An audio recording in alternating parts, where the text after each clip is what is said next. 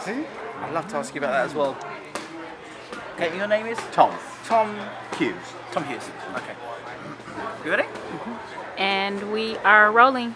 Hi, Ingram Jones here. Still at Fight Nights Gym in Morden, and I'm here with Tom Hughes. Tom Hughes. Tom Hughes. Well, I'll let him explain himself. Tom? Yeah, hi, I'm 59 and I've been boxing now for about 8 or 9 years. I've had 2 white collar boxes and I lost both, but it was the experience that counted and it was great. But now I've moved on to MC as well. So I've still got the buzz of the fight nights, and I help out here at the Fight Nights Gym when they have their promotions, and I do the MC work for them as well. So the question here is, what made you get back into boxing so late on, and what were your challenges when doing that? I'd started in martial arts when I was 18. Right. So my background is in karate. Right. And I had to take a break from karate for about 10 years. Okay. And a mate of mine was doing box exercise. Right. So I thought, this is different. I'll give that a go just for a keep fit. And it's good fun, and it's hard work, but something's missing. Right. And it's the proving yourself in the ring and sparring. So I joined another club, which is Legends in Q, and working with Harvey, fantastic, and I got a real buzz for it. It's hard training.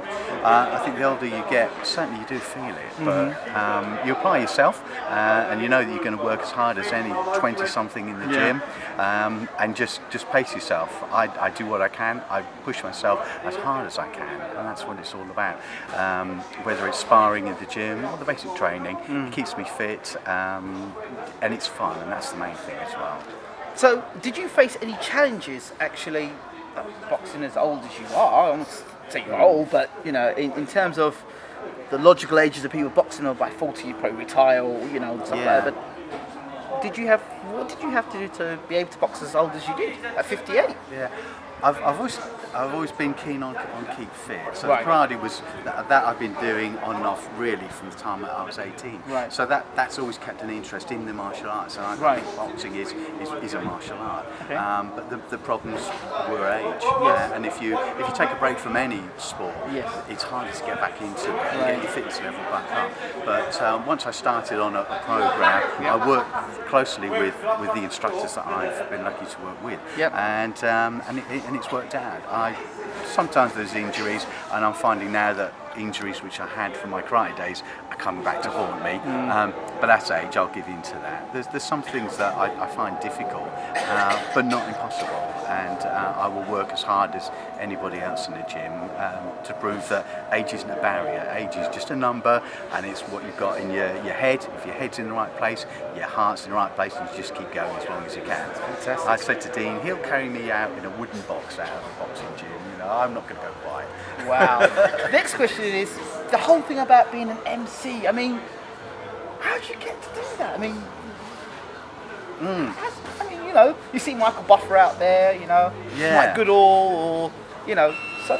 Yeah, it was a bit scary. The first time I did it, obviously you got a paying audience there, Right. and you get into the ring, and you've got to show that you're confident in what you're doing, that you're comfortable talking to a whole bunch of people. Yep. My main fear is I get it wrong. They tell me the guy in the blue corner has won, and I announce the guy in the red corner. So that's what scares the one out of me. And it keeps you alert though. But it's good because you're ringside. You've got a ringside seat for all of the bouts, and you're in there giving the results and introducing the boxers as well. I often think guys, especially if it's their first fight, they're experiencing the whole thing. The hall, the ring, the music, and everything. And it's a buzz, and that's what guys get. And if you can make people feel more relaxed and happy with what they're doing, then it's got to be good as well. What about like the long names? Have you come across any long names yet? Yeah, I have. What was the longest one you've come across? Do you know I couldn't even pronounce it? I'll always say, yeah, that's great. And your nickname is? But on the cards, I work it out as you can say it sort of phonetically. So Right. it might not be the right spelling, but I can see it and I can remember it. There are, especially with East Europeans, Polish and whatever. Long names. There's a whole recipe Yeah. in there, so it is difficult. Have you ever sometimes. had a guy who's warming up and then you've called his name out and he's stopped and he's giving you the evil eye as if to say, that's not my name, mate?